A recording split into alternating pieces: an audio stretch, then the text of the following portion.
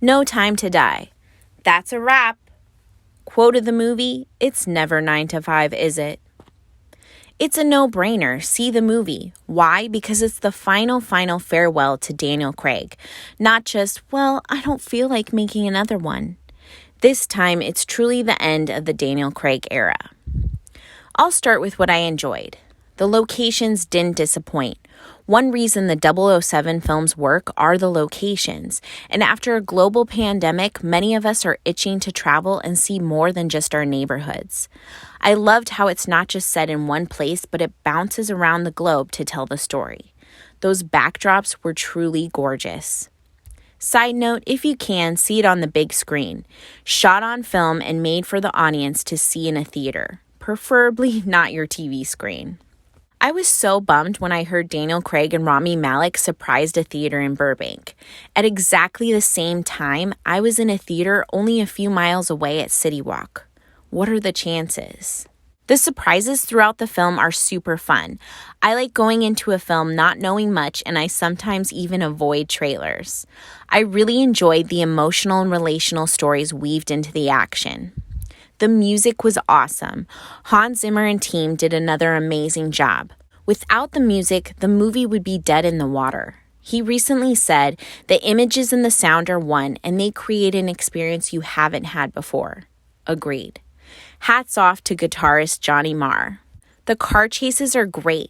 They are better than most of those Fast and Furious car chases. I'm serious. Well done to the stunt coordinators and the stunt drivers. Though, one in particular forest scene felt like a car commercial.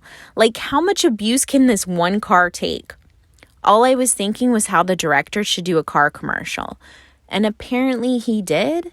A few thumbs down takeaways. These are just my opinions, so I fully understand most of you aren't going to agree with me. First, the movie was too long. It felt about 20 to 30 minutes too long.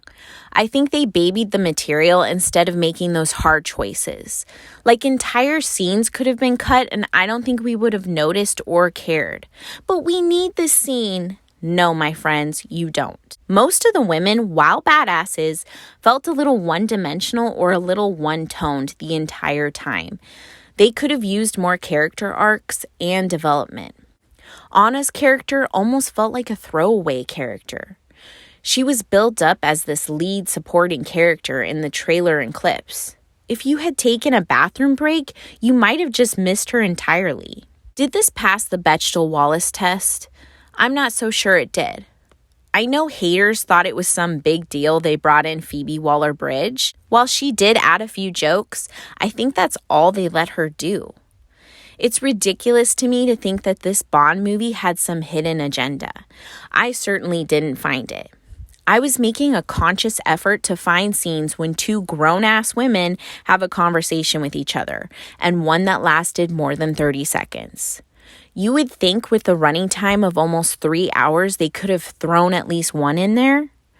Most of the dialogue is just a passing comment to each other, such as, I get why you shot him, know me. Yeah, well, everyone tries at least once, Moneypenny. And I don't even think she looked up to acknowledge her. Newsflash, people grow and evolve. Characters also should grow and evolve. Bond grew up and fell in love. Deal with it. Maybe some of these haters need to grow up themselves. If he was still acting like he was 20, there would be something wrong with him. Guys, he's in his 50s. Wake up, the real world is calling. Moving on, possible spoiler, so come back once you've seen it. Rami Malek is brilliant as always. I love it when a villain doesn't think he's the bad guy.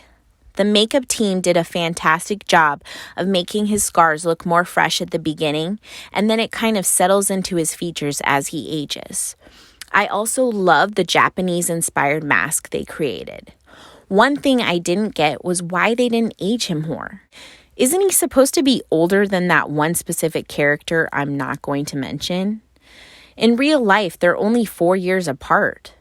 I did see they added some gray to his hair, but it needed to be even more drastic to give him a clearer timeline. Which brings me to Cary Fukunaga. He's the only American to ever direct a Bond film. Like, ever. He has a keen eye, and I like his style. Let's just hope it doesn't all go to his head for future projects. I really hope he stays humble and shares his gift to the world. In closing, I'd like to say thanks, Daniel Craig, for coming back one more time. It was the closure we needed and the send-off to a beloved Bond. You had a good run, and it's sad to say goodbye. Rest up for now because we can't wait for more Knives Out. At least I can't. All right, guys, bye for now. It's time for me to get some more cinema therapy. I'll catch you next time.